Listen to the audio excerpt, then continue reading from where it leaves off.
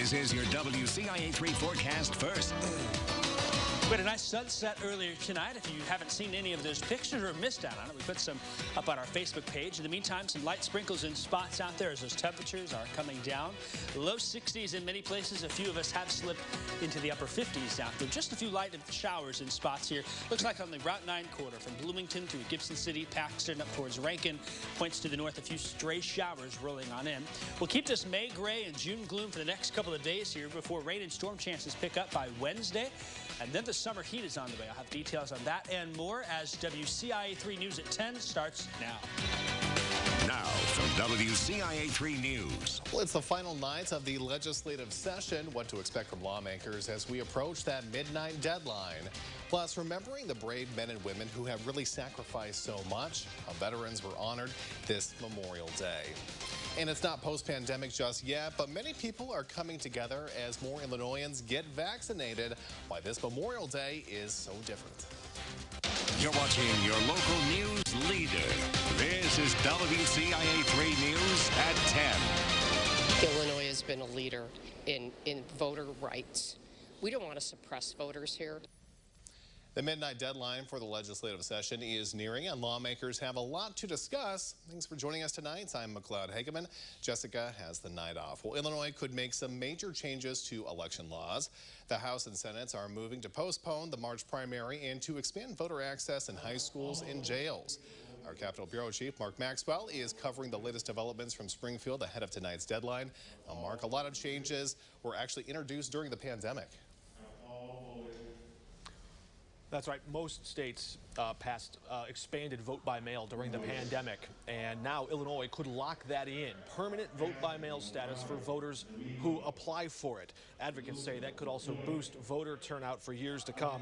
We could also see pop-up voting booths in county jails. Democrats drafted a new election access plan Sunday that would allow people to cast their ballots in county jail for their elections back home where they live.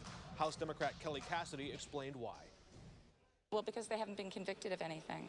You know, anyone in a county jail is most likely being held pre-trial, and they've not been proven to have committed a crime.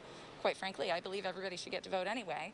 I wouldn't mind seeing voting in prisons. I want to encourage everyone to participate in the democracy. However, some of the ideas that are in this bill are just going down the wrong path.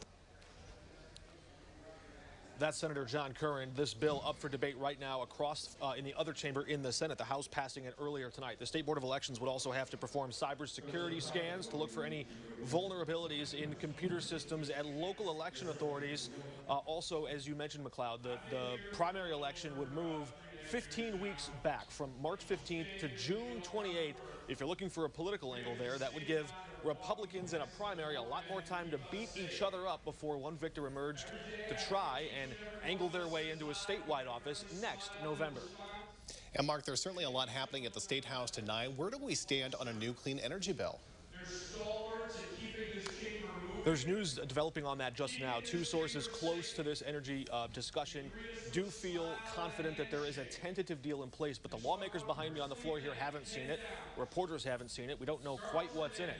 Last we heard, the big linchpin here was a tax on carbon or any emissions that come from coal or natural gas. Instead of putting that bill on the backs of taxpayers or your electric bill, Governor Pritzker wanted to tax those other polluters and use that money to prop up the state's aging nuclear fleet.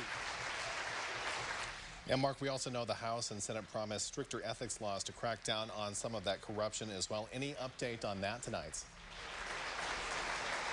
Yes, just moments ago, the House approved tougher ethics laws. The Senate could also take that up earlier. We expect that that will pass.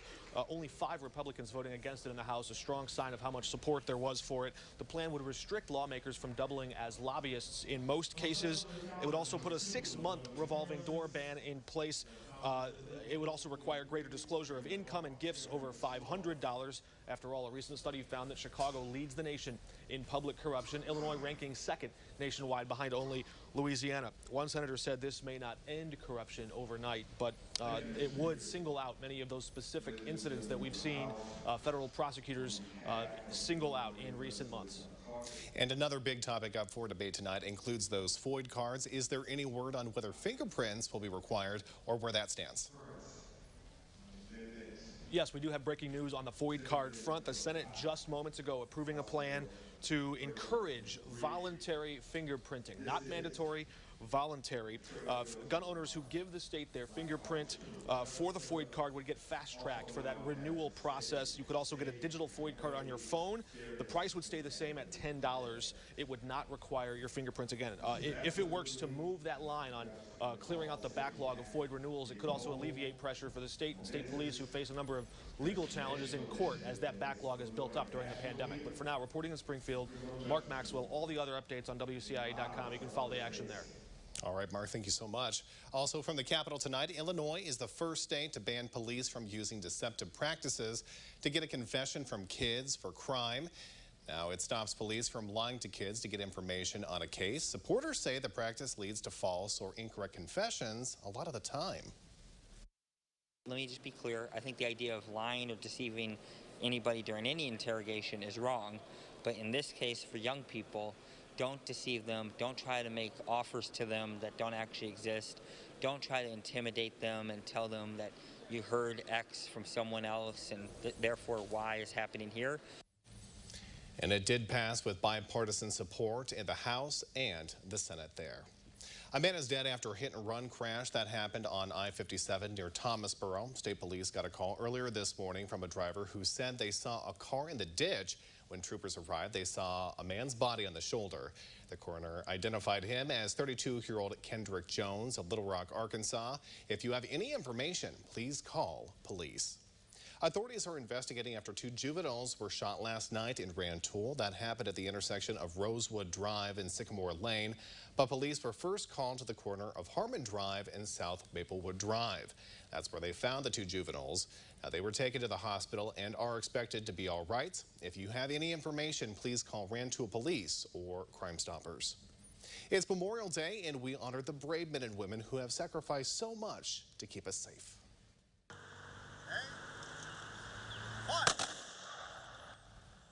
And people throughout Central Illinois honored veterans during services for today. One event at East Lawn Cemetery in Urbana brought quite the crowd.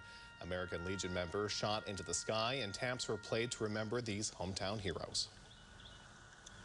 Celebrate the veterans that served and are departed, to pay respect for the veterans that served and gave their lives.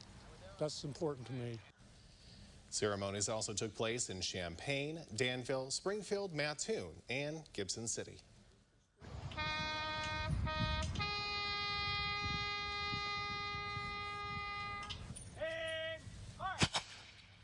And this has been a tradition for many years for people in Gibson City to come together for Memorial Day. They lined the streets for the annual parade. Then they joined for a ceremony at the Veterans Memorial on the south side of Drummer Township Cemetery. As more people get vaccinated, family gatherings are making a comeback.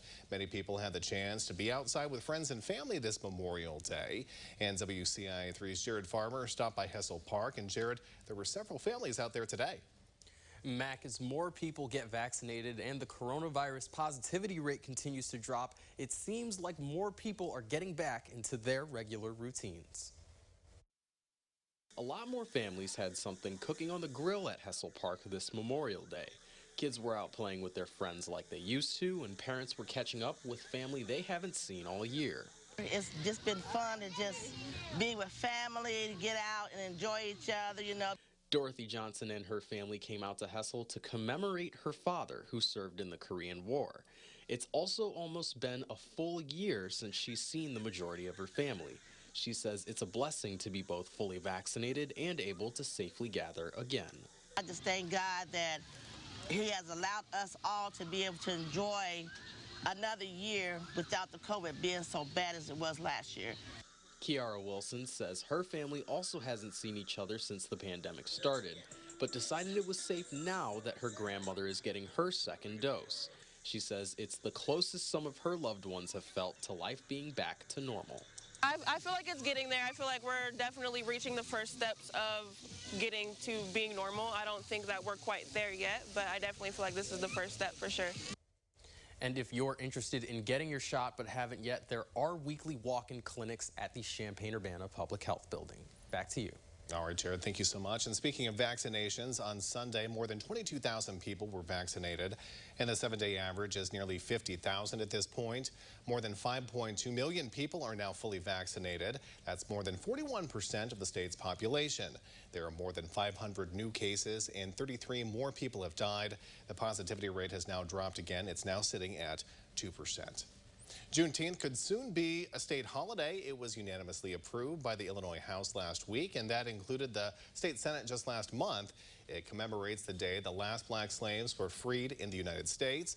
If the governor signs that measure, it would make June 19th a paid day off for all state employees, including a school holiday.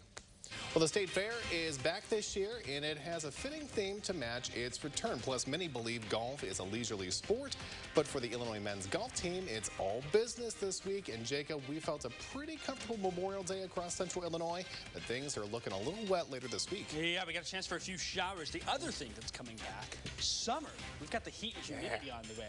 Let's talk about some of these showers that are coming our way right now here. Just very light in nature, some clouds for the day, just a few sprinkles. That will be the case into tonight, but more rain showers to the south and west will slowly approach our region. We will talk about the timing and how much rain we expect to see coming up after this.